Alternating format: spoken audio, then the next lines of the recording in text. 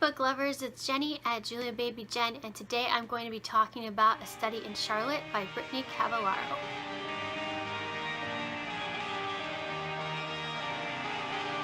Okay, so today I'm going to be talking about A Study in Charlotte by Brittany Cavallaro. This is a first in a series, and it is basically a Sherlock Holmes kind of retelling.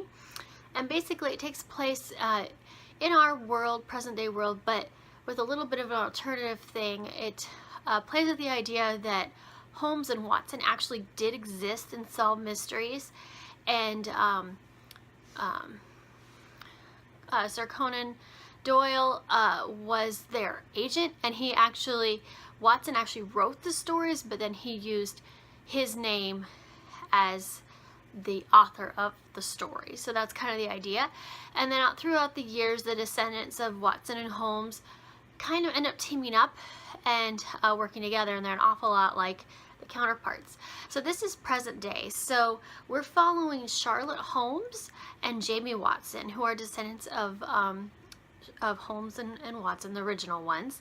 And they meet up at a boarding school in Connecticut. They've both been sent there to go to school. A murder happens, and it's framing them as the murderers. So they're working together to try to solve this mystery and clear their names. So that's basically the premise of the book. I loved it. I gave this 4 stars. This was a really fun read. I do think that you'll enjoy this a lot more if you enjoy Sherlock Holmes, any version of it, whether it's the books or the movies or the TV show, anything like that, because you have to understand exactly what Sherlock Holmes is like, because Charlotte is an awful lot like her great-great-great-great-grandfather or whatever he is to her. She's not a real likable character because she's exactly like Sherlock Holmes, whereas Jamie Watson is an awful lot like the original Watson, kind of the nice guy of the duo, and it's all told from his point of view. So anyway, I don't think she's a real likable character, but she's a really interesting character, and I really enjoyed reading about her. I thought both of them as characters were really well done in this. I thought the mystery was really well done. I did not figure out who done it until towards the very end, and even then there were a few twists in there that I hadn't figured out, a lot of the why and the how type of thing. So it reads an awful lot like an old-fashioned detective story, but with a modern day vibe. So it has the whole reveal at the end where in this case Charlotte is explaining how and why the murderer did what they did, and I really love that. That's so much fun. If you love old-fashioned detective stories, you'll like this quite a bit. This is YA, but it is, I think, a little bit older YA because it deals with some pretty gruesome murder type things in here, and yeah, it's just a really fun detective story. What was really interesting, I think, about this was the setting, that it took place in Connecticut, and it was a very old style feel kind of boarding school, but normally you have that English vibe, and it didn't have, I mean, the characters were both English, so it had that, but the setting itself was from Connecticut, which was interesting. It just made kind of a different backdrop for the story, and also that it was modern day, and it dealt with a lot of modern day things like technology and drugs and things like that. So there was a lot of that going on, which was kind of interesting. The characters, really, it's mostly about Charlotte and Jamie, although we do have quite a few red herrings in here, and their roommates are quite a bit involved in this story as well. I thought the characters were all really distinct, really well done. They all stood out on the page.